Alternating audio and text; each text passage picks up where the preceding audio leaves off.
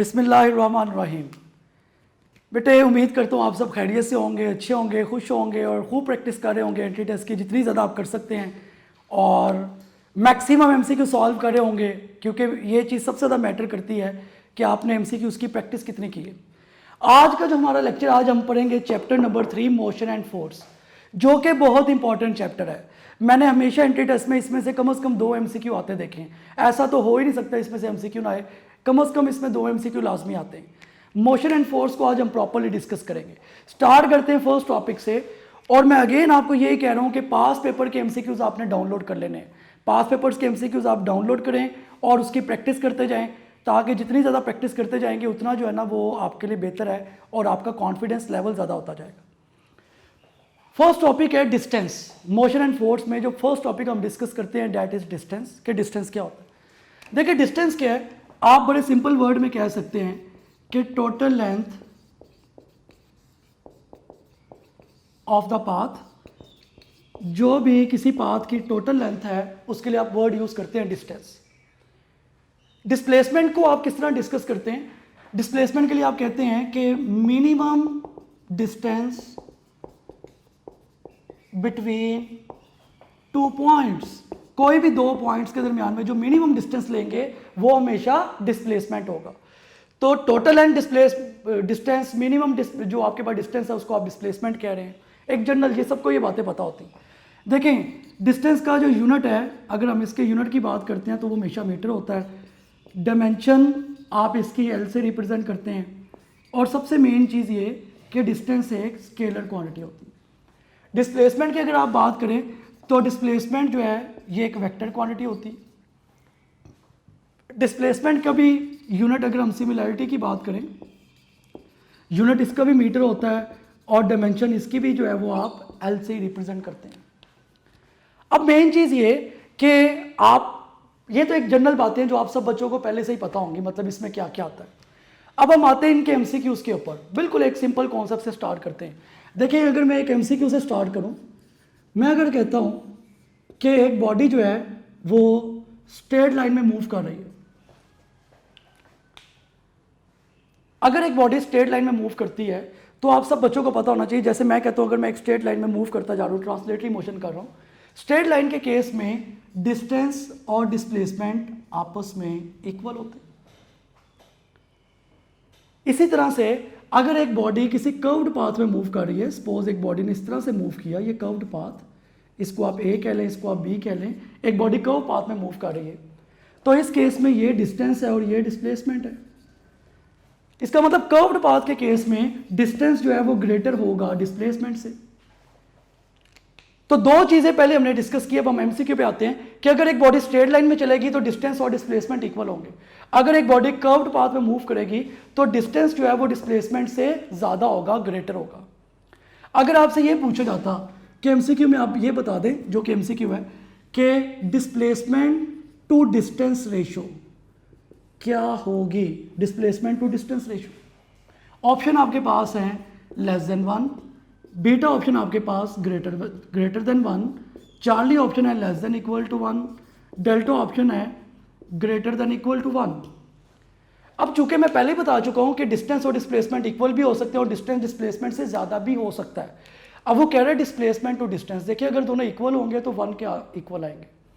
चूंकि डिस्प्लेसमेंट बड़ा होता है डिस्टेंस से, तो बच्चों अगर डिस्प्लेसमेंट डिस्टेंस से बड़ा है तो फ्रैक्शन में जितनी बड़ी वैल्यू होती है आंसर उसका उतना कम आता है।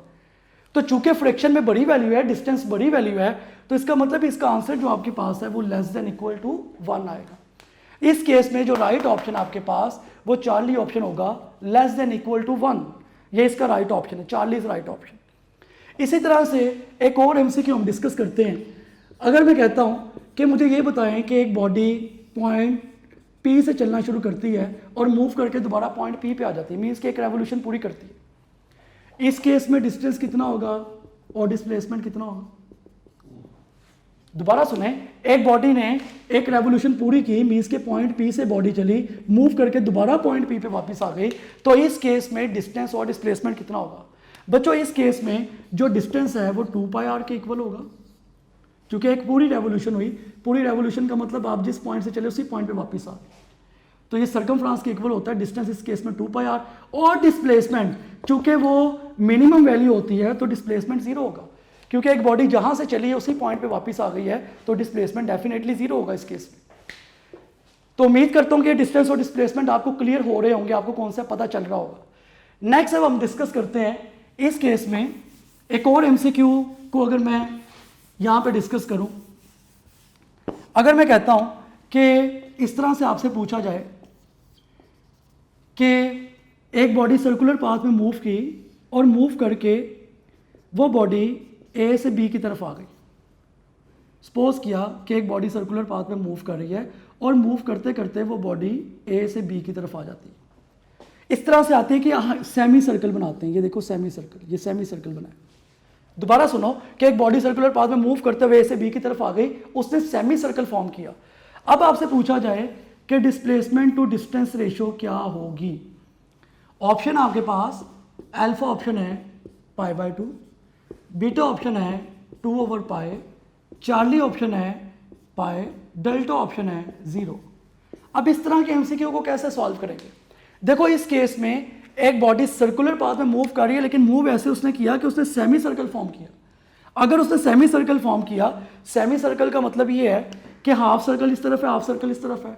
उसने आपको डिस्प्लेसमेंट टू डिस्टेंस रेशियो निकालने के लिए कहा। इसका मतलब यह है कि अगर पूरी रेवोल्यूशन होती तो डिस्टेंस होता 2πr, अगर पूरा सर्कल होता यहां से यहां तक। चूंकि हाफ सर्कल है तो डिस्टेंस 2πr डिवाइडेड बाई 2 होगा, क्योंकि हाफ कर देंगे इसे। इसका मतलब इस केस में जो डिस्टेंस आपके पास वो πr आएगा। क्योंकि हमने रेशियो निकालनी थी तो पहले मैंने डिस्टेंस निकाल लिया, वो πr।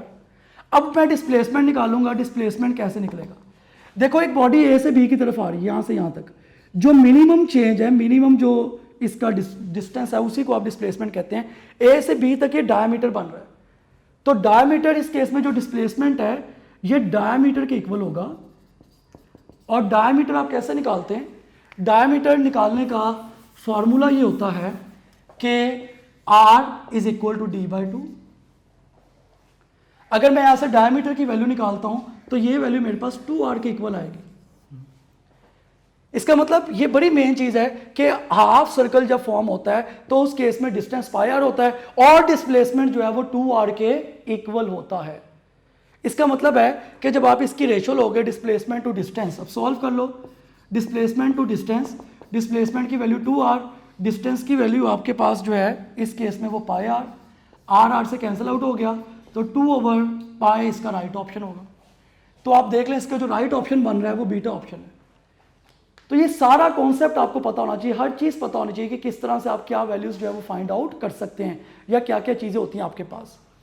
उसके बाद नेक्स्ट हमारे पास जो टॉपिक है वो है जी displacement time graph. Displacement time graph क्या होगा? देखिए मैं डिफरेंट टाइप्स के ग्राफ बनाता हूं। मैं कहता हूं कि यहां पे मेरे पास एक ये फर्स्ट कर्व कह लो, एक ये कर्व, एक ये कर्व और एक ये कर्व। मैं कहता हूं ये मेरे पास फर्स्ट कर्व है ए, ये मेरे पास बी है, ये सी है और ये डी है। ये डिस्प्लेसमेंट और ये टाइम, ये डिस्प्लेसमेंट और ये टाइम, और उसने आपको डिफरेंट कर्व्स दी हुई। आप ये कर्व से भी अंदाजा, पहली बात तो ये कि यहाँ पे कुछ वर्ड आप स्लोप कह लो, टेंजेंट थीटा कह लो, राइज ओवर रन कह लो, ग्रेडियंट कह लो, डेरिवेटिव कह लो, इन सब का मतलब आपको पता होना चाहिए। सबका मतलब सेम है, सबका मतलब है रेशियो। तो y एक्सिस पे डिस्प्लेसमेंट, x एक्सिस पे टाइम है। अगर मैं इसकी स्लोप लेता हूं या डेरिवेटिव लेता हूं, स्लोप कह लो, टेंजेंट थीटा कह लो, राइज ओवर रन कह लो, ग्रेडियंट कह लो या डेरिवेटिव कह लो, अगर मैं इसकी स्लोप लेता हूं, डिस्प्लेसमेंट टाइम ग्राफ की स्लोप का फार्मूला होता है y axis over x axis. इसका मतलब जब मैं स्लोप लूंगा, y एक्सिस पे लिखा हुआ है d, x एक्सिस पे लिखा हुआ है t, तो d को आप जब भी t पे डिवाइड करोगे वो वेलोसिटी बन जाएगी, मींस कि v बन जाएगा। तो जब भी आप डिस्प्लेसमेंट टाइम ग्राफ की स्लोप लेंगे वो आपके पास वेलोसिटी होगी, वो वेलोसिटी के इक्वल आएगी। तो पहली चीज तो आपने ये सीखी कि जो भी स्लोप होती है डिस्प्लेसमेंट टाइम ग्राफ की वो वेलोसिटी होती है। अब यहाँ पे आप डिफरेंट कर्व्स देखें। जैसे फर्स्ट कर्व देखो, पहले इंक्रीज हो रही है और बाद में उसके बाद जो है वो डिक्रीज होना शुरू होगी। एंड से देखा करें आप। इसका मतलब जो कर्व ए है, मैं यहाँ पे इंडिविजुअल सारी की सारी कर्व्स की बात करूंगा कि कर्व ए, कर्व बी, कर्व सी, यहाँ पे मैं इस तरफ बोर्ड पे लिख रहा हूँ कि कर्व ए क्या होगी, कर्व बी क्या होगी, कर्व सी क्या होगी। कर्व ए के केस में आप देखें कर्व ए एंड से डिक्रीज हो रही है, लास्ट पॉइंट से देखें डिक्रीज हो रही है, डिक्रीमेंट की तरफ जा रही है। तो ए के लिए मैं ये कहूँगा कि ए की स्लॉप डिक्रीज हो रही है, इसका मतलब इसकी वेलोसिटी भी डिक्रीज हो रही है, क्योंकि स्लॉप डिक्रीज होने का मतलब वेलोसिटी डिक्रीज होगी। इसी तरह अगर मैं बी पॉइंट की बात करता हूँ, बी पॉइंट की जो स्लॉप है वो कॉन्स्टेंटली इंक्रीज कर रही है, देखिए एक जैसे इंक्रीज हो रही है। तो बी पॉइंट की अगर आप बात करेंगे, बी पॉइंट की जो स्लॉप है ये कांस्टेंट है, इसका मतलब बी पॉइंट की जो वेलोसिटी है वो कांस्टेंट है, क्योंकि हर पॉइंट पे एक जैसा चेंज आ रहा है, किसी भी पॉइंट पे आप चेंज ले लें वो एक जैसा आएगा। उसके बाद सी पॉइंट देखें, सी पॉइंट आहिस्ता आहिस्ता ऊपर की तरफ इंक्रीज हो रहा है, इसका मतलब अगर मैं पॉइंट सी की बात करूंगा तो पॉइंट सी पे जो स्लोप है वो इंक्रीज हो रही है, स्लोप इंक्रीज होने का मतलब वेलोसिटी इंक्रीज हो रही है। लास्ट से चेक किया करें, हमेशा लास्ट पॉइंट से अपवर्ड जा रही है पहले। और जो डी पॉइंट है, अगर मैं डी पॉइंट की बात करता हूं कि डी पॉइंट पे क्या है, डी पॉइंट के ऊपर जो वेलोसिटी है वो जीरो है, क्योंकि स्लोप चेंज ही नहीं आ रहा, स्लोप की वैल्यू एक जैसी है। देखो डी पॉइंट के ऊपर स्लोप ही नहीं है, इसका मतलब डी पॉइंट के ऊपर स्लोप जीरो है, उसकी स्लोप ही नहीं है, तो इसका मतलब उसकी वेलोसिटी भी क्या होगी, जीरो होगी। तो यहां से आप कई तरह के कॉन्सेप्ट देख सकते हैं कि जब भी डिस्प्लेसमेंट टाइम ग्राफ की स्लोप लोगे तो वो वेलोसिटी आएगी, वेलोसिटी टाइम ग्राफ की स्लोप लोगे वो एक्सेलरेशन आएगा। इसी तरह से आप डिफरेंट, आपको स्लोप का कॉन्सेप्ट पता होना चाहिए कि स्लोप डेरिवेटिव है, रेट है। अब मैं यहाँ पे एक और एमसीक्यू डिस्कस करता हूँ। मैं कहता हूँ कि अगर सपोज करो कि वो आपको ये एक डायग्राम इस तरह से बना के दे दे, वो आपको कहता है कि यहाँ पे एंगल 30 डिग्री है और यहाँ पे एंगल जो है वो 60 डिग्री। अब वो आपको ये कहता है कि ये आपके पास VA है, ये आपके पास VB है, या आप कह लो कि ये A पॉइंट है और ये B पॉइंट है, शायद ये ज़्यादा सिंपल रहेगा आपके लिए। A और B उसने आपको पॉइंट दिए हुए, और ये डिस्प्लेसमेंट टाइम ग्राफ है। वो कहता है velocity of A over velocity of B की रेशो निकालो। किस तरह निकलेगी, किस तरह से आप निकालेंगे velocity of A over velocity of B, ये बड़ा मेन है इसका कि आप कैसे इसको फाइंड आउट कर सकते हैं। तो velocity of A over velocity of B, भाई सिंपल सी बात है कि आपको डिस्प्लेसमेंट टाइम ग्राफ दिया गया है। अगर डिस्प्लेसमेंट टाइम ग्राफ दिया हुआ है तो आप इसकी स्लोप निकालोगे तो वो वेलोसिटी होगी। इसका मतलब मैं स्लोप कैसे निकालूंगा, मैं लिखूंगा tangent theta of A divided by tangent theta of B is equal to, ये आ जाएगा velocity of A over velocity of B। तो बड़ी सिंपल सी बात थी कि आपको, जारी सी बात है इसमें सिर्फ एंगल्स गिवन है, एक आपको B का एंगल गिवन है, एक आपको A का एंगल गिवन है। तो आपने सिंपली क्या करना है, जब भी आपने ऐसे एमसीक्यूज को सॉल्व करना है तो आपने इनकी रेशो ले लेनी। तो अब सिंपली आप वैल्यूज लगा दो, टेंजेंट थीटा A का जो एंगल है वो आप A का एंगल लगाओ, जो B का एंगल बन रहा है वो आप B का एंगल लगा दो। सिर्फ आप इसके अंदर इस फार्मूले में वैल्यूज लगा दोगे तो आपके पास रिजल्ट आ जाएगा कि 30 डिग्री है, ये 60 डिग्री है, सिर्फ वैल्यूज लगानी है। तो इस तरह के भी एमसीक्यूज आते हैं। अगर आपको कभी उसने सिर्फ और सिर्फ डायग्राम बना के दी हो और एंगल्स हो, आपने पहला काम ये किया कि ग्राफ प्रेडिक्ट किया कि ग्राफ किस किस के दरमियान में है, वो डिस्प्लेसमेंट और टाइम के दरमियान में था, इन दोनों की मैंने स्लॉप ले ली, तो जाहिर है इनकी स्लॉप जो है वो टेंजेंट थीटा है, तो वहां से मैं वेलोसिटी भी इजीली फाइंड आउट कर लूँ। तो यहाँ से आप वेलोसिटी इजीली फाइंड आउट कर सकते हैं। तो ये जी डिस्टेंस और डिस्प्लेसमेंट जो हमने अभी तक डिस्कस किया और उसके एमसीक्यूज हमने देखे। नेक्स्ट हमारे पास है कि वेलोसिटी क्या होती है, या वेलोसिटी से पहले आप रिलेटिव स्पीड देख लें। रिलेटिव स्पीड क्या होती है, देखें जब भी दो ऑब्जेक्ट मूव कर रहे होते हैं तो एक की स्पीड को दूसरे के लिहाज से हम रिलेटिव कहते हैं। मैं मूव कर रहा हूँ और भी दुनिया की सारी मोशन रिलेटिव है, आप विद रेफरेंस तो ले रहे होते हैं, with respect to some axis लेते हैं। रिलेटिव स्पीड क्या है कि अगर एक बॉडी सपोज इस डायरेक्शन में उसकी वेलोसिटी है VA और एक दूसरी बॉडी उसकी भी डायरेक्शन यही है VB, एक की डायरेक्शन भी यही है, दूसरी की भी डायरेक्शन ये है, एक VA है और एक आपके पास VB है, और वो कह रहा है रिलेटिव स्पीड निकाल लें। अगर डायरेक्शन सेम हो तो एक की वेलोसिटी में से दूसरी की वेलोसिटी को माइनस कर देते हैं। ये याद रखिएगा, रिलेटिव वेलोसिटी का ये पहला केस है कि अगर दो ऑब्जेक्ट्स की डायरेक्शन सेम हो तो आपने इसको सॉल्व करना है, तो आपने हमेशा वेलोसिटी को माइनस करके फाइंड आउट करना है। माइनस करेंगे तो आप उसको उसकी वैल्यूज निकाल लेंगे। उसके बाद अगर आपको ये कहा जाए कि आपके पास इसका मैं अगर केस 2 डिस्कस करता हूँ, केस 2 में एक ऑब्जेक्ट है, उसकी डायरेक्शन ये है, वी ए वेलोसिटी है, और एक की डायरेक्शन ये है, वी बी, और कहा जाए कि रिलेटिव वेलोसिटी निकालें, तो हम क्या करेंगे, इस केस में दोनों को प्लस करवा देंगे। सेम डायरेक्शन में आप हमेशा माइनस करवाते हैं, ऑपोजिट डायरेक्शन में आप हमेशा याद रखिए, सेम डायरेक्शन में हमेशा माइनस, ऑपोजिट डायरेक्शन में हमेशा आपने ऐड करवा देना, प्लस करवा देना। ये दो केसेस हैं रिलेटिव वेलोसिटी के। वो आपको किसी तरह से भी घुमा के एमसीक्यू दे कि एक बॉडी इस तरफ मूव कर रही थी और दूसरी की डायरेक्शन ये है, तो आपने इससे पजल नहीं होना। आपको पता होना चाहिए कि अगर दोनों की डायरेक्शन सेम है तो माइनस करना है, अगर ऑपोजिट है तो आपने हमेशा उसको ऐड करवाना है। उसके बाद है next topic, that is velocity. देखिए वेलोसिटी में क्या क्या चीज़ें आपके पास, या क्या क्या चीज़ें आप वेलोसिटी में पढ़ते हैं। वेलोसिटी के लिए आप सिंपली कहते हैं कि rate of change in displacement, जो भी rate of change in displacement होगा वो वेलोसिटी होगा। वेलोसिटी को आप v से रिप्रेजेंट करते हैं, इसका फार्मूला होता है delta D over delta T. ये वेलोसिटी का आपके पास जनरल फार्मूला होता है, delta D over delta T.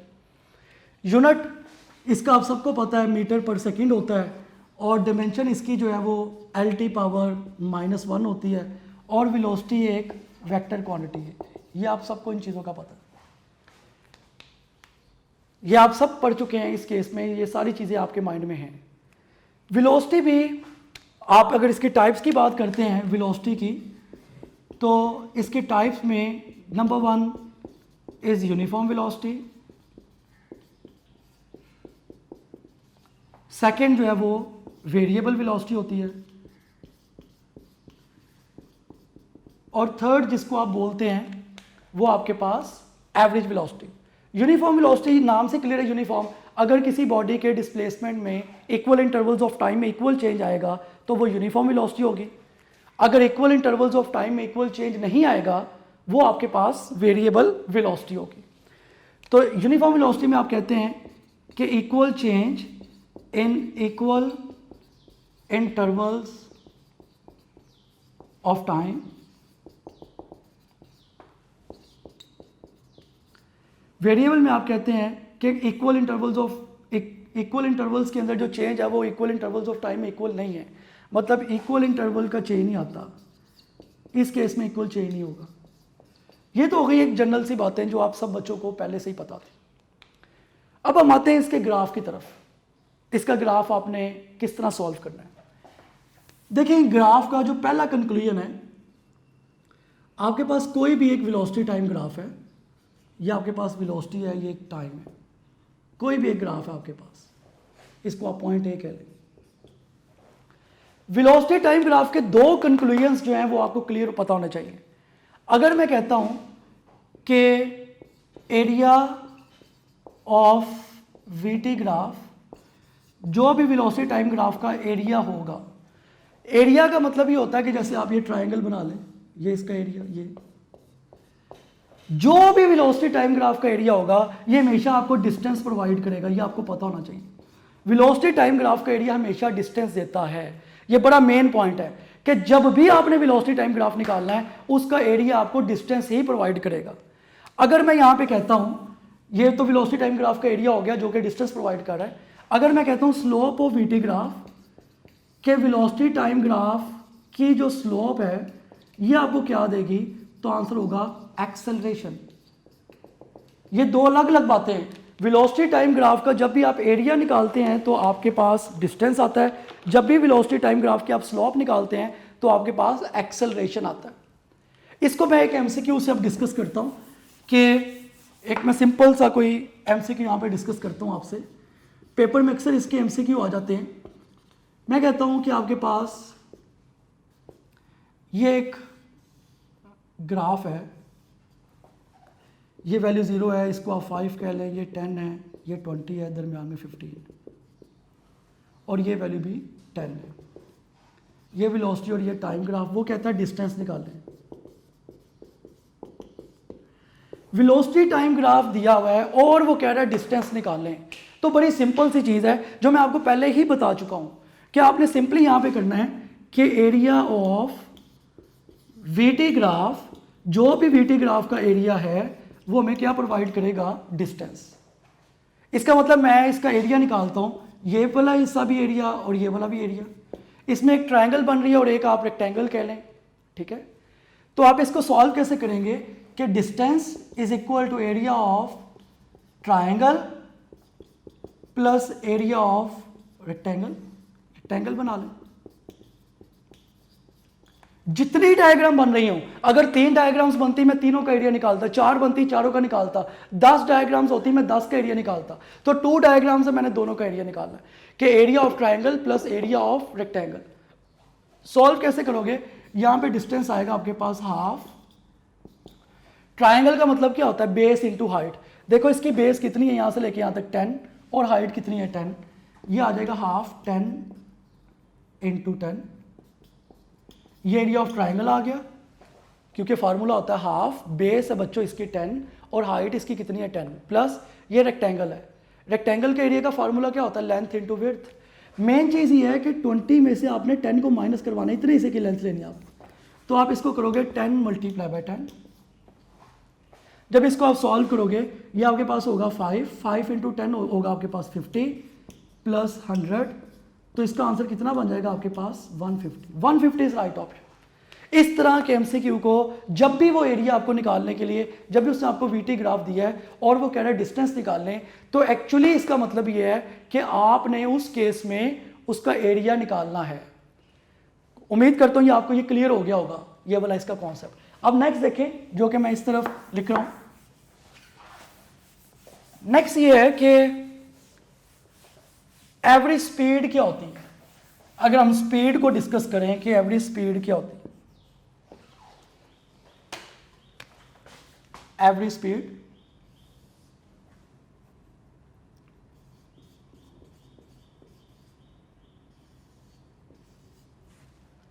Speed कह लें। अगर मैं सिंपली यहां पे एवरेज स्पीड को डिस्कस करता हूं कि एवरेज स्पीड क्या होगी, एवरेज स्पीड का मतलब होता है total distance divided by total time.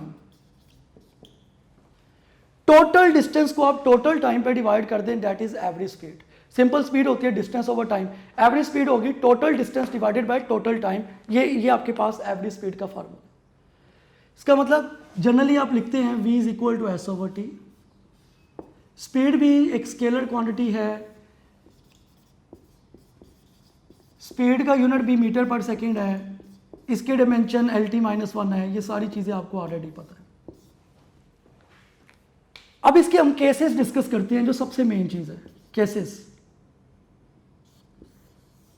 अगर हम फर्स्ट केस में डिस्कस करें, इसके 3 केसेस है बच्चों, 3 शॉर्टकट फार्मूलाज हैं। केसेस में हम शॉर्टकट डिस्कस करेंगे, शॉर्टकट फार्मूलाज। अगर वो आपको कहता है कि एक बॉडी जो है वो किसी एक पॉइंट से दूसरे पॉइंट में जा रही है और उसका डिस्टेंस सेम है। पहला केस कह लें, case 1, if distance is same. जैसे एक गाड़ी यहां से, एक गाड़ी ए जो है वो लाहौर से शेखपुरा गई, दूसरी गाड़ी बी जो है वो किसी भी वेलोसिटी से लाहौर से शेखपुरा या कराची से शेखपुरा आई, मतलब किसी जगह से भी पहुंचे, डिस्टेंस एक जैसा होना चाहिए। अगर किसी भी केस में डिस्टेंस सेम है, एक गाड़ी लाहौर से शेखपुरा पहुंच रही है, इसका मतलब उसका एक स्पेसिफिक डिस्टेंस है, दूसरी गाड़ी भी कहीं से शेखपुरा आ रही है, उसका डिस्टेंस भी उतना ही बन रहा है, डिस्टेंस सेम है। अगर डिस्टेंस सेम है और आपने एवरेज स्पीड निकालनी है, तो फार्मूला आपके पास होगा 2v1 v2 over v1 plus v2। ये सिर्फ फार्मूला तब लगाना है, v1 का मतलब पहली गाड़ी की स्पीड, पहले ऑब्जेक्ट की स्पीड, v2 का मतलब दूसरे ऑब्जेक्ट की स्पीड। ये फार्मूला सिर्फ आपने तब लगाना है अगर डिस्टेंस इसका क्या रहे, सेम। अगर डिस्टेंस सेम रहेगा तो हमेशा ये फार्मूला यूज होगा।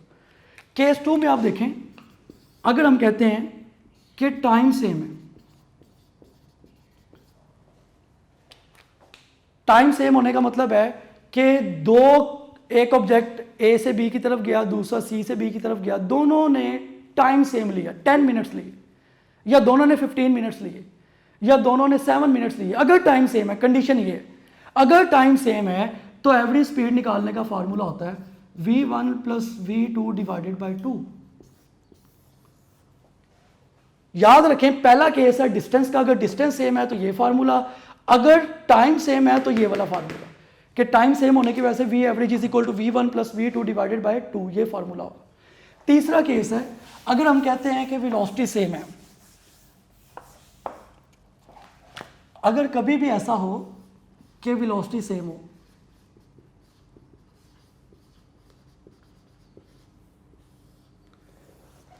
एक ऑब्जेक्ट किसी पॉइंट से किसी दूसरे पॉइंट पे गया और उसकी वेलोसिटी 10 मीटर पर सेकंड थी, दूसरा ऑब्जेक्ट भी किसी पॉइंट से दूसरे पॉइंट पे गया, डिस्टेंस इनका डिफरेंट है, टाइम डिफरेंट है, लेकिन वेलोसिटी सेम। अगर वेलोसिटी सेम होती है तो इस केस में वी एवरेज जो है बेटे ये वी के इक्वल होगा। तो याद रख लें कि 3 केसेस हैं, अगर डिस्टेंस सेम है और आपको वो कहता है एवरेज स्पीड निकाले, डिस्टेंस सेम है, वो आपको हमेशा घुमाएगा कि एक ऑब्जेक्ट इधर से इधर पहुंचा, दूसरा ऑब्जेक्ट इतनी स्पीड से, इस केस में सिर्फ डिस्टेंस सेम है, स्पीड उसने आपको डिफरेंट दी होगी। इस केस में सिर्फ टाइम सेम होगा, बाकी चीज़ें उसने आपको डिफरेंट दी होंगी। इस केस में सिर्फ स्पीड सेम होगी, बाकी चीज़ें डिफरेंट होंगी। कभी भी डिस्टेंस सेम है तो ये फार्मूला लगाएं, टाइम सेम है तो ये फार्मूला लगाएं, और अगर वेलोसिटी सेम है, स्पीड सेम है तो ये फार्मूला लगाएं। तीनों फार्मूलाज आपको पता होना चाहिए, तीनों इसके शॉर्टकट हैं, ये की पॉइंट्स आप कह लें जो कि आपके माइंड में हमेशा बैठे हो, आपको कॉन्सेप्चुअली पता हो कि इसको आपने कहाँ पे यूज़ करना है। नेक्स्ट है हमारे पास एक्सेलरेशन। क्या एक्सेलरेशन क्या होता है? एक्सेलरेशन देखिए आप सब लोगों को पता है कि time rate of change in velocity, आप इसको रेट ऑफ वेलोसिटी भी कहते हैं, rate of change in velocity is acceleration.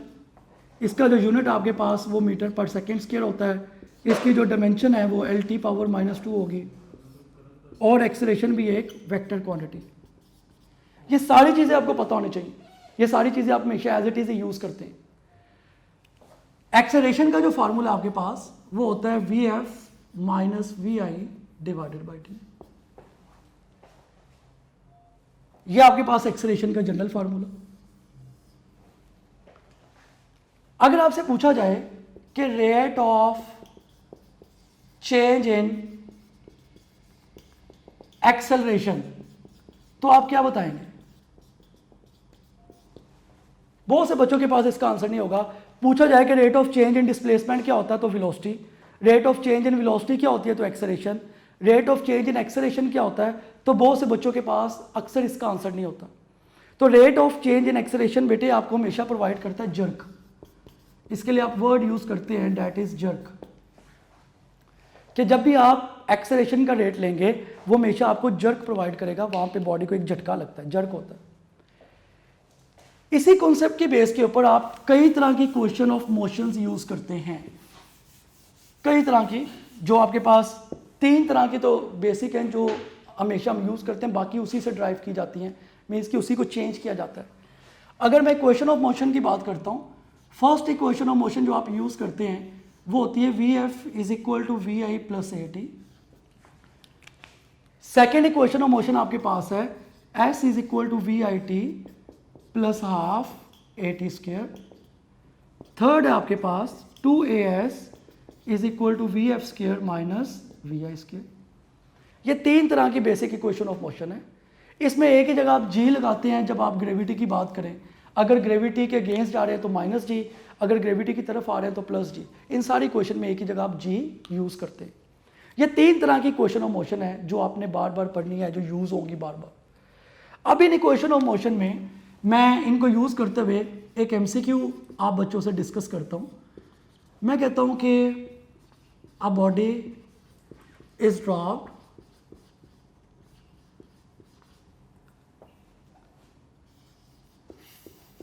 from rest and it comes to the earth in 3 second. एक बॉडी को आपने रेस्ट कंडीशन से ड्रॉप किया और वो ज़मीन की तरफ आई 3 सेकेंड में, ज़मीन की तरफ आई। Distance covered in 3 seconds is, वो आपको कह रहा है कि एक बॉडी को आपने रेस्ट से ड्रॉप किया और वो 3 सेकेंड के बाद अर्थ की तरफ आई, इसका डिस्टेंस कवर्ड कितना होगा। अब इस केस में आपने इस तरह के एमसीक्यूज को किस तरह से सॉल्व करना होता है या इस तरह के एमसीक्यूज का क्या कॉन्सेप्ट होता है। देखिए ऑप्शन इसके कुछ भी बना ले, मैं आपको पहले तरीका सिखाता हूँ। एक बॉडी को आपने रेस्ट कंडीशन से ड्रॉप किया, यहाँ से ड्रॉप किया और वो 3 सेकेंड के बाद अर्थ की तरफ आ गई, उसका डिस्टेंस कितना है। अब इस सारे कॉन्सेप्ट में जो आपको डाटा है गिवन है वो ये है कि इनिशियल वेलोसिटी 0 है और टाइम जो है वो 3 सेकेंड है, आपने डिस्टेंस निकालना है। अब खुद सोचो कि इक्वेशन 1 भी नहीं लग सकती क्योंकि उसमें फाइनल वेलोसिटी में हमारे पास फाइनल वेलोसिटी नहीं गिवन। इक्वेशन 3 भी नहीं लग सकती क्योंकि इसमें भी फाइनल वेलोसिटी है और हमारे पास फाइनल वेलोसिटी नहीं गिवन। इसका मतलब सिर्फ और सिर्फ इसमें एक ही क्वेश्चन लग सकती है जो कि क्वेश्चन नंबर 2 है। आप इसमें क्वेश्चन नंबर 2 लगाएंगे, इक्वेशन 2 है आपके पास VIT प्लस हाफ GT², ए की जगह आप G लिखेंगे क्योंकि फ्री फॉल की बात हो रही, ग्रेविटी आएगी। इसका मतलब आप ऐसे लिख सकते हो S = हाफ GT²। VI की जगह 0 आएगा क्योंकि इनिशियल वेलोसिटी 0 थी, जब आप 0 लिखोगे ये सब 0 हो जाएगा, सिर्फ रह जाएगा S = हाफ GT²। इसका मतलब आपने वैल्यू लगाई S = हाफ इंटू G की जगह आप लिखोगे 10 और T की वैल्यू आपके पास 3, तो 3 का स्क्वायर आप लोगे। जब आप सॉल्व करोगे ये 2 5 10, 3 का स्क्वायर 9 होता है, तो जब आप इसको फर्दर सॉल्व करेंगे तो ये आपके पास वैल्यू आ जाएगी 5 × 9, इसका आंसर आएगा आपके पास 45 मीटर। तो इस केस में जो राइट ऑप्शन होगा वो 45 मीटर होगा। इस तरह के भी एमसीक्यू आते हैं। अब और से तरह मेरी बात सुनिएगा, अगर सारा एमसीक्यू यही होता, यही सारा एमसीक्यू होता सारे का सारा, अब इस सारे एमसीक्यू में वो 3 की बजाय मैंने 3 सेकेंड तो सॉल्व करके आपको बता दिया कि आंसर 45 मीटर आ रहा है, अगर वो 3 की बजाय 3rd सेकेंड लिखता, 3rd सेकेंड एमसीक्यू यही होता और वो 3 की बजाय आपको 3rd सेकेंड कहता, तो आपने किस तरह सॉल्व करना था। 2 तरीके हैं इसके।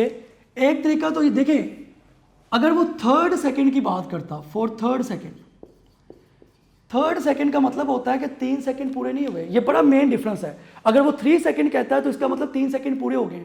अगर वो 3rd सेकेंड कहता है, 3rd सेकेंड का मतलब अभी 3 सेकेंड पूरे नहीं हुए।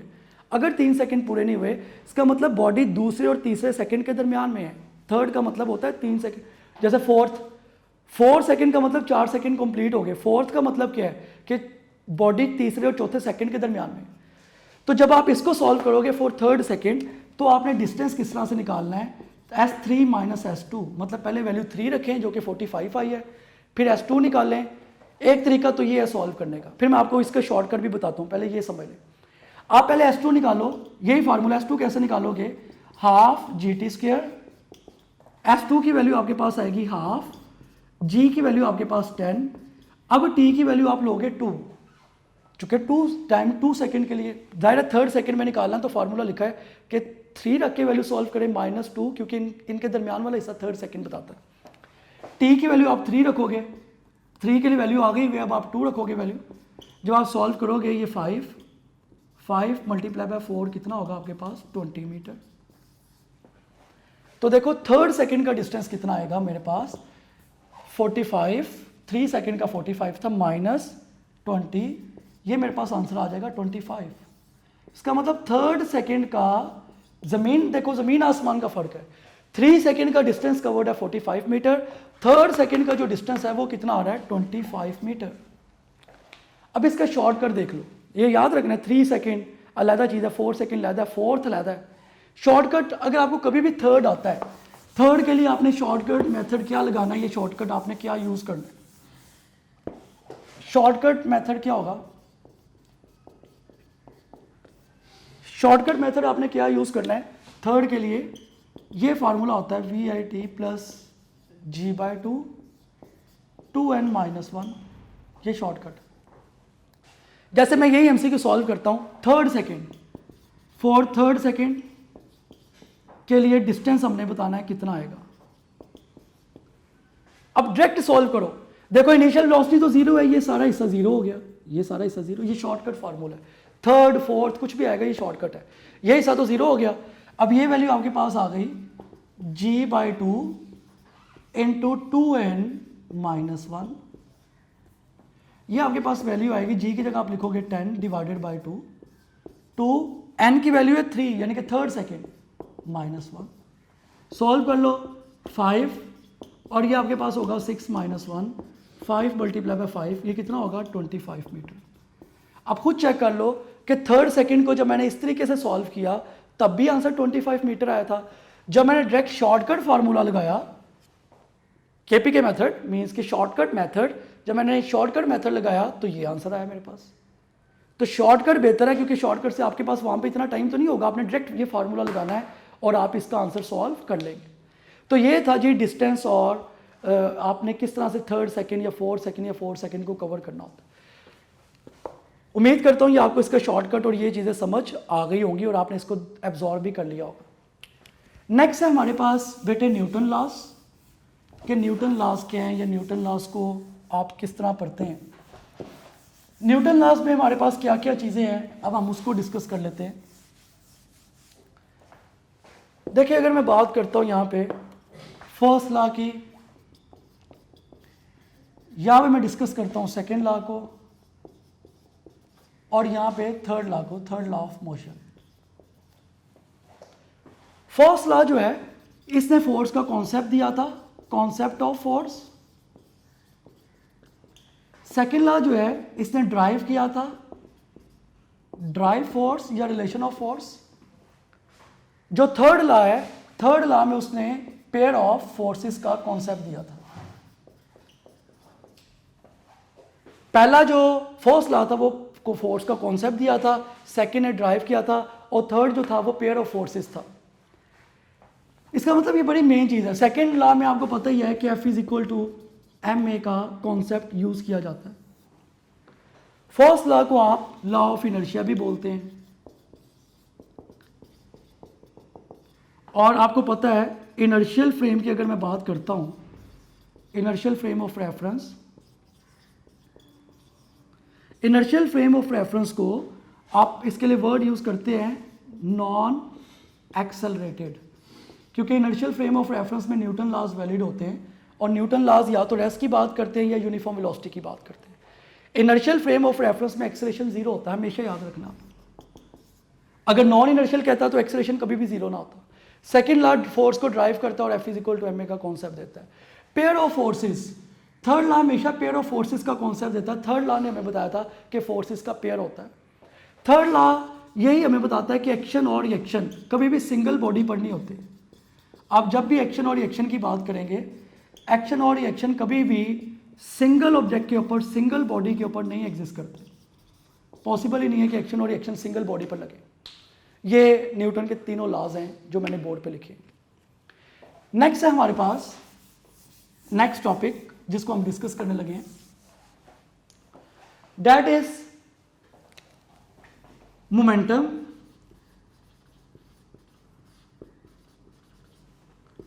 देखिए मोमेंटम का नाम सुनते ही आपके माइंड में यही चीज़ आती है कि मोमेंटम जो है क्वांटिटी ऑफ मोशन है। जितनी भी किसी बॉडी में क्वांटिटी ऑफ मोशन होती है उसको आप मोमेंटम बोलते हैं। इसको आप P से रिप्रेजेंट करते हैं। इसका फार्मूला होता है आपके पास mv, P is equal to mv, ये इसका मोस्ट जनरल फार्मूला। उसके बाद इसका जो यूनिट है वो आपके पास जूल सेकेंड और किलोग्राम मीटर पर सेकेंड, यानी कि आप न्यूटन सेकेंड लेंगे या किलोग्राम मीटर पर सेकेंड लेंगे। तो ये इसके जनरल फार्मूलाज हैं। वेक्टोरियल फॉर्म में आप इसको, इसके ऊपर भी वेक्टर फॉर्म लिखते हैं, आप इसके ऊपर भी वेक्टर साइन लगाते हैं। यहां पे सबसे पहली जो चीज है वो है relation between momentum and kinetic energy. इसमें से अक्सर एमसीक्यू आ जाता है कि काइनेटिक एनर्जी और मोमेंटम में क्या रिलेशन है। बुक में भी नहीं लिखा हुआ लेकिन आपको पता होना चाहिए। काइनेटिक एनर्जी और मोमेंटम में क्या रिलेशन है बच्चों? देखो काइनेटिक एनर्जी का फार्मूला होता है हाफ एम वी स्क्वायर। ये काइनेटिक एनर्जी का फार्मूला। अगर मैं इसकी दोनों साइड्स को m से मल्टीप्लाई करवा देता हूँ, यहाँ पे भी m से मल्टीप्लाई करवाता हूँ, ये आ जाएगा m multiply by kinetic energy. ये भी आपके पास आ जाएगा half m v square multiply by m। मैंने इसकी दोनों साइड्स को m से मल्टीप्लाई करवा दिया। ये आ गया मेरे पास m multiply by kinetic energy is equal to ये होगा m square v square divided by 2। मैंने ऐसा इसलिए किया ताकि मैं इसका जनरल रिलेशन ड्राइव कर सकूं। देखो एम वी का मतलब है मोमेंटम, ये हो जाएगा m multiply by kinetic energy is equal to m square v square का मतलब p स्क्वायर डिवाइडेड बाय 2। ये एक जनरल रिलेशन है between momentum and kinetic energy जो मैंने अभी ड्राइव की है। अगर मैं इसको यहाँ पे लिखता हूँ इस रिलेशन को जो मैंने अभी ड्राइव की है, तो वो इस तरह से है कि 2mke is equal to p square. ये एक जनरल रिलेशन है between momentum and kinetic energy. यहाँ पे m मैस है, काइनेटिक एनर्जी है, p मोमेंटम है। अब इसके 3 केसेस हैं, 3 केसेस आप बना लें। केस 1 से मैं स्टार्ट करता हूँ। केस 1 में मैं कहता हूँ कि when kinetic energy remains same, अगर काइनेटिक एनर्जी सेम है तब क्या होगा, मीन्स के 2 तो ऑलरेडी कांस्टेंट है, काइनेटिक एनर्जी भी मैं कह रहा हूँ सेम। अगर काइनेटिक एनर्जी भी सेम है तो सिर्फ m और p स्क्वायर बच गए। यहाँ से मुझे पता चल रहा है कि m is directly proportional to p square, ये रिजल्ट आएगा इसका। अगर ये कांस्टेंट है, 2 कांस्टेंट है, काइनेटिक एनर्जी सेम है, तो m और p स्क्वायर डायरेक्टली प्रोपोर्शनल। कभी भी आपको ऐसा एमसीक्यू आए जिसमें वो कहे कि काइनेटिक एनर्जी सेम है, मैसेज की रेशो ये है, मोमेंटम की क्या होगी। जैसे मैं इसका एक एमसीक्यू बनाता हूँ। मैं कहता हूँ कि 2 ऑब्जेक्ट्स हैं, दोनों के मैसेज की जो रेशो है m1 ओवर m2, ये रेशो है आपके पास 1:9। इनके मोमेंटास की रेशो बताएं अगर काइनेटिक एनर्जी जो है वो सेम हो।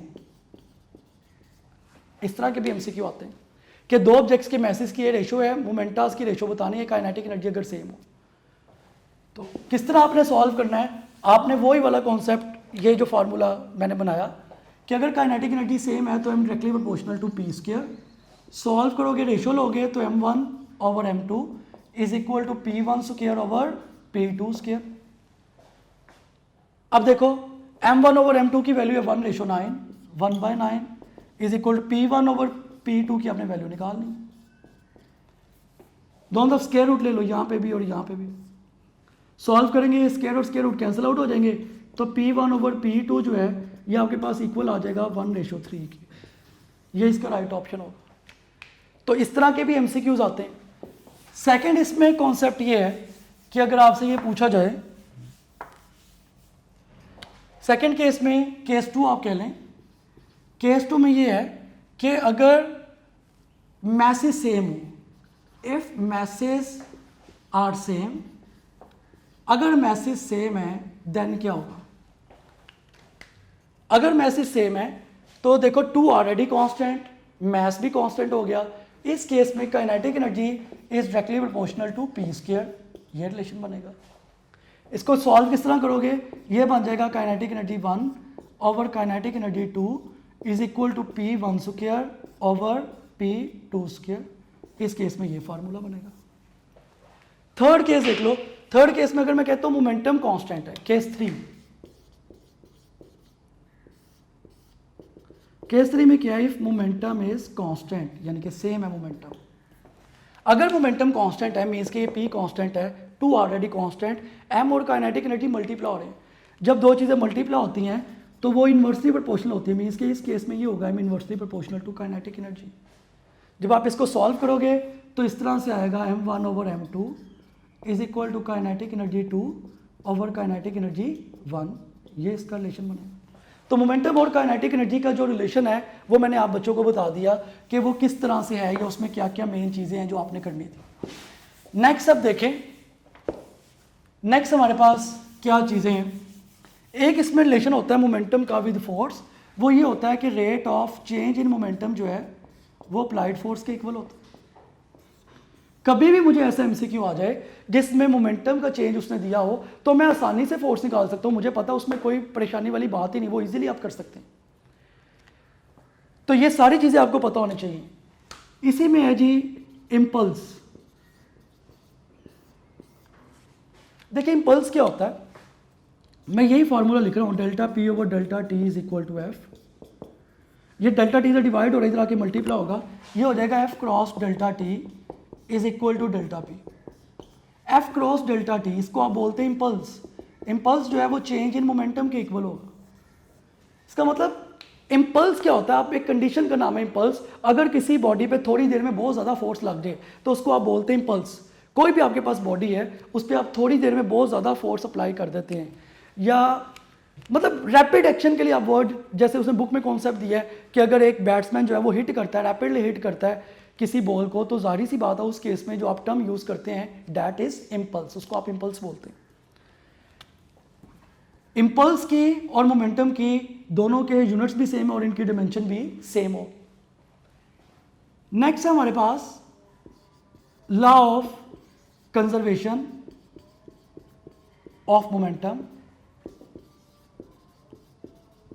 Law of conservation of momentum क्या होता है, या law of conservation of momentum का कॉन्सेप्ट क्या है?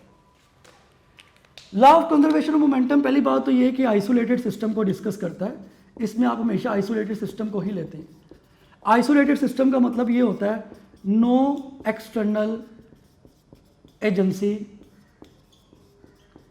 एक्सर्ट एनी फोर्स, एक ऐसा सिस्टम जिसमें कोई भी एक्सटर्नल एजेंसी जो है वो कोई भी फोर्स अप्लाई नहीं करती। इसका मतलब ये है, अगर हम इसको फर्दर सिंप्लीफाई करते हैं, आप इसको इक्वेशन में ऐसे लिखते हैं कि total initial momentum is equal to total final momentum. ये इसकी जनरल स्टेटमेंट है।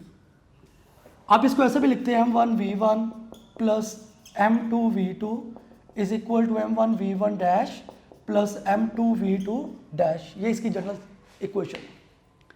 अब मैं इसका एक एमसीक्यू आपको करवाता हूँ जो कि बड़ा मेन एमसीक्यू है।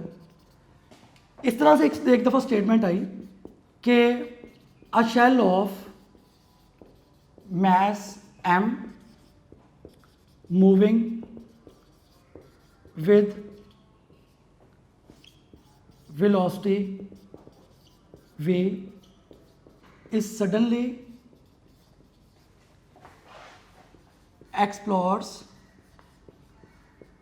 into two pieces in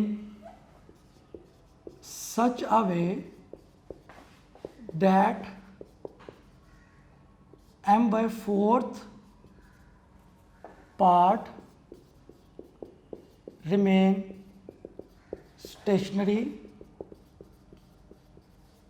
with respect to other। WRT का मतलब with respect to। वो कहते हैं एक शेल है जिसका मैस m है, वो मूव पहले कर रहा था वेलोसिटी v से, वो एकदम दो हिस्सों में स्प्लिट हो गया। इस तरह से स्प्लिट हुआ कि m by 4 हिस्सा स्टेशनरी रहा with respect to other. The velocity of other part is, other part की वेलोसिटी क्या होगी? ऑप्शन आपके पास 3/4v, बीटा ऑप्शन है 4/3v, चार्ली ऑप्शन है 2/3v, डेल्टा ऑप्शन है 0।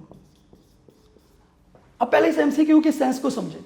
एमसीक्यू में वो आपको ये बताना चाह रहा है, वो आपको ये कॉन्सेप्ट बता रहा है कि एक बेटे ये शेल है जिसका मैस m है और इसकी वेलोसिटी v है, ये v वेलोसिटी से मूव कर रहा है। ये सडनली फट गया, सडनली एक्सप्लोड हो गया दो हिस्सों में, मतलब एक शेल मूव कर रहा है और सडनली दो हिस्सों में वो एक्सप्लोड हो गया, फट गया। अगर ये सडनली दो हिस्सों में एक्सप्लोड हो गया, एक्सप्लोड इस तरह से हुआ कि एक हिस्सा m/4, ये वाला पार्ट m/4 ये स्टेशनरी रहा, मतलब ये मूव ही नहीं किया, इसकी वेलोसिटी 0 रही। एक शेल है जिसका मैस m है, वो वेलोसिटी v से मूव कर रहा था, सडनली दो हिस्सों में एक्सप्लोड हो गया। इस तरह से एक्सप्लोड हुआ कि एक हिस्सा m/4 स्टेशनरी रहा विद रिस्पेक्ट टू अदर। दूसरे हिस्से की इसकी आपने वेलोसिटी बतानी है, ये वाले पार्ट की वेलोसिटी क्या होगी, v डैश के। दोबारा सुन लो, एक शेल था जिसका मैस m था, वो वेलोसिटी v से मूव कर रहा था, वो दो हिस्सों में एकदम फट गया। जैसे एक शेल है मूव कर रहा है, एकदम फट जाए दो हिस्सों में, कि एक हिस्सा m/4 स्टेशनरी रहा, दूसरा हिस्सा मूव कर गया। जो दूसरा हिस्सा मूव कर गया उसकी वेलोसिटी आपने निकालनी v डैश। ये ऑप्शन आपके सामने है, मतलब ये हिस्सा स्टेशनरी रहा, ये मूव कर गया, इसकी वेलोसिटी आपने निकालनी। सॉल्व कैसे करोगे? Total initial momentum is equal to total final momentum, यही कॉन्सेप्ट लगाओगे ना आप। जब total initial momentum is equal to total final momentum का आप कॉन्सेप्ट लगाओगे तो बेटे इनिशियल मोमेंटम कितना होगा? वो पहले मूव कर रहा था वेलोसिटी v से, तो इनिशियल मोमेंटम होगा mv। फाइनल मोमेंटम क्या होगा? देखो दो पीसेज हुए, एक हिस्सा m/4 स्टेशनरी रहा, m/4 मल्टीप्लाई बाय वेलोसिटी यानी कि 0, प्लस दूसरा हिस्सा, खुद सोचो, अगर m/4 स्टेशनरी रहा, टोटल m है, m/4 स्टेशनरी रहा, दूसरा कितना होगा? तो अगर टोटल m में से m/4 माइनस कर दो, m में से m/4 माइनस करोगे तो दूसरा हिस्सा होगा 3m/4। एक कॉमन सेंस से जरा सोचो कि अगर m/4 पार्ट स्टेशनरी रहा, दूसरा हिस्सा मूव कर गया, अगर 1/4 पार्ट मूव नहीं किया तो 3/4 मूव कर गया। ऐसे नहीं समझ लगती तो माइनस कर लो, m में से m/4 को माइनस कर लो, तो 3m/4 मूव कर गया, इसकी वेलोसिटी आपने निकालनी है v डैश। ये बड़ा अच्छा, बड़ा एक क्वालिटी MCQ है और इसी तरह के पेपर में पसंद किए जाते हैं हमसे। अब होगा क्या, ये वाला सारा हिस्सा तो जीरो हो गया, मतलब ये आपके पास वैल्यू आएगी mv is equal to 3m/4 into v dash. ये m जो है इस m से कैंसिल आउट हो जाएगा, v डैश की हम वैल्यू निकालेंगे तो वो 4v/3 आ जाएगी। ये आपके पास v डैश की वैल्यू, जो हिस्सा मूव कर गया उसकी वेलोसिटी आपके पास जो है वो 4v/3 है, ये उसकी वेलोसिटी आपके पास। तो इसका जो राइट ऑप्शन आपके पास वो बीटा ऑप्शन है, beta is right option. Next अब हम डिस्कस करते हैं इसी के अंदर जो आपके पास है elastic collision and inelastic collision और उसके कुछ केसेस हैं। अब इलास्टिक कोलिजन क्या होती है? अगर हम इलास्टिक कोलिजन पे आते हैं, इलास्टिक कोलिजन, देखिए इलास्टिक कोलिजन आप एक ऐसी कोलिजन को बोलते हैं जिसमें काइनेटिक एनर्जी जो है वो कंजर्व रहती है, कांस्टेंट रहती है, और मोमेंटम भी कांस्टेंट रहता है, सेम रहता है। कोई भी दुनिया में आइडियल, इसको आप आइडियल कोलिजन कहते हैं, जो कि पॉसिबल नहीं होती, जिसमें काइनेटिक एनर्जी भी कंजर्व रहे, मोमेंटम भी कंजर्व रहे, जो कि पॉसिबल नहीं होता काइनेटिक एनर्जी का कंजर्व, मतलब इतना आइडियल रहना 100%। सेकेंड जो आपके पास है उसको आप बोलते हैं इनइलास्टिक कोलिजन। इनइलास्टिक कोलिजन में क्या होता है? इनइलास्टिक कोलिजन में आप कहते हैं कि काइनेटिक एनर्जी सेम नहीं रहती, काइनेटिक एनर्जी कंजर्व नहीं रहेगी, सेम नहीं रहेगी, लेकिन इस केस में अगेन जो मोमेंटम है वो सेम रहेगा, मोमेंटम की वैल्यू कंजर्व रहेगी इस केस में। मतलब इलास्टिक और इनइलास्टिक में बेसिक डिफरेंस ये है कि इसमें काइनेटिक एनर्जी कंजर्व्ड है, इसमें काइनेटिक एनर्जी कंजर्व नहीं है। अगर मैं सिंपली कहता हूँ, यहाँ पे एक MCQ पुट करूँ कि अगर टू बॉडीज जो है वो स्टिक हो गई आपस में, two bodies are stick together, अगर दो बॉडीज आपस में स्टिक हो गई हैं, चिपक गई हैं, तो अब कौन सी कोलिजन होगी? तो कॉमन सी बात है कि जब दो बॉडीज आपस में चिपक जाएंगी तो इनइलास्टिक कोलिजन होगी, क्योंकि इलास्टिक कोलिजन जो है वो कंजर्व रहती है, उसमें काइनेटिक एनर्जी कंजर्व रहती है, इनइलास्टिक में काइनेटिक एनर्जी कंजर्व नहीं रहती। बेटे नेक्स्ट टॉपिक है elastic collision in one dimension के। Elastic collision in one dimension क्या होती है? Elastic collision in one dimension में देखिए शुरू में जनरल से पॉइंट है, आप कंसीडर ही करते हैं कि two smooth and non rotating balls हैं जो कि एक स्ट्रेट लाइन में मूव कर रही हैं, मतलब कोई से दो बॉल हैं जो कि एक सीधी लाइन में मूव कर रही हैं, दोनों स्मूथ हैं, नॉन रोटेटिंग है और सेम डायरेक्शन में मूव कर रही हैं। वो आपस में कोलाइड करते थे, आप उस पर वही जाहिर सी बात है law of conservation of momentum और law of conservation of energy आप अप्लाई करते थे, ये कंक्लूजन निकालते थे आप। इसको आप कहते थे velocity of approach is equal to velocity of separation. याद है कुछ आप बच्चों को कि नहीं याद? या आप प्रूव करते थे कि टू स्मूथ और नॉन रोटेटिंग बॉल्स हैं, वो सेम डायरेक्शन में मूव कर रही हैं, आप उस पर लॉज अप्लाई करते थे, ये रिजल्ट आता था। ये रिजल्ट सिर्फ आपने याद रखना, इसमें इसकी डेरिवेशन नहीं करनी आपने। उसके बाद सबसे मेन चीज़ जो कि आपने याद रखनी है, ये पहले बॉल की फाइनल वेलोसिटी है, दूसरे बॉल की फाइनल वेलोसिटी, ये लाजमी आपको पता होने चाहिए। ये पहले बॉल की फाइनल वेलोसिटी कैसे आपने निकाली थी, ये पूरी वैल्यू आपको पता होनी चाहिए। पेपर में अक्सर ऐसे MCQs आते हैं, वो आपको डाटा देखो ना, इसके खुद सोचो, खुद इसके MCQ बनाओ कि आपको वो कोई भी डाटा दे दे और वो कह दे कि फर्स्ट बॉल की फाइनल वेलोसिटी निकालें। कोई भी डाटा आपके पास एटलीस्ट इतना नॉलेज हो कि आप इसको यूज़ करते हुए फर्स्ट बॉल की फाइनल वेलोसिटी निकाल सके। इसी तरह से आपको सेकंड बॉल की फाइनल वेलोसिटी निकालने के लिए कहे तो सेकंड बॉल की फाइनल वेलोसिटी आप ये निकाल सके। ये आपने याद कर लेने, दोनों फार्मूलाज रट लेने, ये आपको पता होना चाहिए। अक्सर पेपर में इसके MCQ आ जाते हैं, मैं आपको बता रहा हूँ। इनिशियल और फाइनल वेलोसिटी वो आपको अच्छी तरह से पता होनी चाहिए, मतलब फर्स्ट बॉल की फाइनल वेलोसिटी, दूसरे बॉल की फाइनल वेलोसिटी, ये आपको बहुत अच्छी तरह पता होनी चाहिए, आपके माइंड में हो कि इसका क्या आंसर आता है। उसके बाद है फर्स्ट केस में वो ये कहता है कि अगर आपके पास टू बॉल्स हैं और दोनों के मैसेज इक्वल हैं, एक का मैस M1 है, एक का मैस M2 है, दोनों बॉल्स के मैसेज इक्वल हैं, दोनों से एक ही डायरेक्शन में मूव कर रहे हैं और ये आपस में कोलाइड करते हैं। याद आपको ये, आप इसे प्रूफ करते थे कि दोनों अगर सेम मैसेज है, दोनों सेम डायरेक्शन में जा रहे हैं, जब कोलाइड करेंगे तो पहले बॉल की फाइनल वेलोसिटी v1 डैश होगी, दूसरे बॉल की फाइनल वेलोसिटी v2 डैश होगी। तो ये रिजल्ट आता था कि पहले बॉल की फाइनल वेलोसिटी दूसरे बॉल की इनिशियल वेलोसिटी के इक्वल होगी, दूसरे बॉल की फाइनल वेलोसिटी पहले बॉल की इनिशियल वेलोसिटी के इक्वल होगी। ये आप बच्चे इसका रिजल्ट ड्राइव करते थे, ये इसका रिजल्ट आता था। और इस तरह से ना बाकी इसके टोटल 4 केसेस हैं, वो आपने एक दफ़ा पढ़ लेने हैं। सिर्फ आपको उसका नॉलेज होना चाहिए, आपको पता होना चाहिए कि उसमें क्या क्या आ सकता है, आपके माइंड में उसका कॉन्सेप्ट हो। तो ये फार्मूलाज आपको पता होने चाहिए, कॉन्सेप्ट नॉलेज इसका पता होना चाहिए। एटलीस्ट केसेस एक दफ़ा देख लें, वो बच्चों को वैसे ही जुबानी याद होते हैं। जो मेन काम है वो इसके फार्मूलाज को याद करना है। Force due to water flow में हम अगर एक पाइप यूज़ कर रहे हैं, उसमें से पानी निकल रहा है, 2 तरह की फोर्सेज होती हैं। एक वो फोर्स जो पानी दीवार के ऊपर लगाता है, एक वो फोर्स होती है जो दीवार पानी पे लगाती है। एक को आप एक्शन बोलते हैं और दूसरी को आप रिएक्शन बोलते हैं, क्योंकि एक एक्शन की फोर्स होती है और दूसरी रिएक्शन की फोर्स होती है। इसका मतलब ये है कि इसका फार्मूला होता है F = mv/t। ये डायरेक्ट आपने फार्मूला इसका याद करना है कि एक्शन और रिएक्शन की जो फोर्स है उसका फार्मूला mv/t है। अब मैंने इससे रिलेटेड एक सिंपल फार्मूला, एक सिंपल MCQ यहाँ पे लिखा, water flows through a pipe at 3 kilogram per second with velocity 5 metre per second. कि वाटर जो है वो कहीं पे फ्लो कर रहा है किसी पाइप से 3 किलोग्राम पर सेकेंड और जो वेलोसिटी है वो 5 मीटर पर सेकेंड है। आपने क्या निकालना है, force on a wall will be. वो आपको बता रहा है कि वॉल पे लगने वाली फोर्स। तो इसके मुताबिक देखो इसको सॉल्व कैसे करेंगे। फार्मूला यही आपके पास, F = m/t × v। ये है ना फार्मूला mv/t। अब देखो 3 किलोग्राम पर सेकेंड यानी कि मास पर यूनिट टाइम, ये तो उसने बेटे आपको वैल्यू दी हुई है 3 किलोग्राम पर सेकेंड। तो m/t की उसने आपको वैल्यू दी हुई है 3 kg पर सेकेंड। वेलोसिटी की वैल्यू आपके पास है 5। जब आप यहाँ से फोर्स को सॉल्व करोगे आपके पास आंसर आ जाएगा 15 न्यूटन। तो बड़ा सिंपल था, इसका जो राइट ऑप्शन आपके पास वो 15 न्यूटन होगा। तो इस तरह के भी MCQ आ जाते हैं जो सिंपल होते हैं। बाकी जो रॉकेट प्रोपल्शन है, जो एक और इसका थ्योरेटिकल टॉपिक है रॉकेट प्रोपल्शन, उसके जस्ट आपने जो मेजर पॉइंट्स हैं वो आपको पता होने चाहिए कि रॉकेट प्रोपल्शंस के मेजर पॉइंट कौन कौन से। अगर हम रॉकेट प्रोपल्शन के मेजर पॉइंट्स को डिस्कस करें, ये जस्ट 3 और 4 पॉइंट्स हैं जो मैं बोर्ड पे लिख रहा हूं, जो आप लोगों ने इसको याद रखना है। रॉकेट प्रोपल्शन के केस में पहला पॉइंट ये है कि rocket law of conservation of momentum के प्रिंसिपल चलता है। जाहिर सी बात है, आपने पढ़ा है कि रॉकेट जब भी हम मूव करवाते हैं वो law of conservation of momentum पर मूव कर रहा होता है। रॉकेट के लिए third law of motion valid है।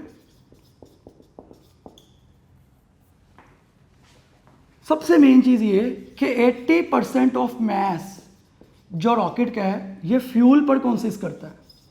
फ्यूल इसका सॉलिड की फॉर्म में भी हो सकता है प्लस लिक्विड फॉर्म में भी हो सकता है, जैसे ऑक्सीजन और कार्बन की फॉर्म में उसने बुक में लिखा हुआ है। तो law of conservation of momentum, third law of motion, 80% जो रॉकेट का मास है वो फ्यूल पर कंसिस्ट करता है। रॉकेट जो है वो इससे जो निकलने वाली गैसेस हैं वो 4000 मीटर पर सेकेंड की वेलोसिटी से निकल रही होती है, मूव कर रही होती है। और 1 सेकेंड में rocket 10,000 kilogram per second fuel use कर रहा होता है। ये बड़ी सरप्राइजिंग चीज़ है कि 1 सेकेंड में 10,000 kg, यानी कि 10,000 kg रॉकेट जो है वो 1 सेकेंड में यूज करता है। मतलब ये बड़ी सरप्राइजिंग चीज़ है, मैं समझता हूँ कि 10,000 kg पर सेकेंड। उसके बाद नंबर ऑफ रॉकेट्स। अब रॉकेट की प्रॉब्लम कैसे ओवरकम करते हैं हम, नंबर ऑफ रॉकेट्स को कंबाइन कर देते हैं कि ये रॉकेट है कि ये रॉकेट है कि ये रॉकेट। जिसका फ्यूल खत्म होता जाएगा, जैसे सबसे नीचे वाले का फ्यूल यूज़ हुआ, इसका फ्यूल खत्म हो गया, ये गिर जाएगा। फिर ऊपर वाला उसका फ्यूल खत्म हुआ, वो गिर गया। फिर ऊपर वाला उसका फ्यूल खत्म हुआ, वो गिर गया। जिसका फ्यूल यूज़ होता जाता है वो गिरता जाता है। ये रॉकेट में बड़ी मेन चीज़ है। तो 10,000 kg पर सेकेंड फ्यूल बहुत हैवी फ्यूल है, और इसकी प्रॉब्लम को ओवरकम करने के लिए आप नंबर ऑफ रॉकेट्स को कंबाइन कर देते हैं। बहुत सारे रॉकेट्स को आप कंबाइन कर देते हैं ताकि ये फ्यूल की प्रॉब्लम जो है वो खत्म हो जाए, फ्यूल की प्रॉब्लम ना हो। उसके बाद रॉकेट का जो एक्सेलरेशन का फार्मूला है वो mv/m होता है। ये फार्मूला बुक में एज इट इज लिखा हुआ। इसमें सबसे मेन चीज ये है कि कैपिटल M को आप बोलते हैं मास ऑफ रॉकेट। ये रॉकेट का मास है। इसका मतलब आप ये देखो कि mv गैसेस का मोमेंटम, गैसेस के लिए जो आप मोमेंटम यूज कर रहे हैं, आप ये देखो कि यहाँ से हमें क्लियरली पता चल रहा है कि a is inversely proportional to capital M, यानी कि जितना रॉकेट का फ्यूल ज़्यादा यूज़ होता जाएगा, मैस कम होता जाएगा, उतना एक्सेलरेशन ज़्यादा होगा।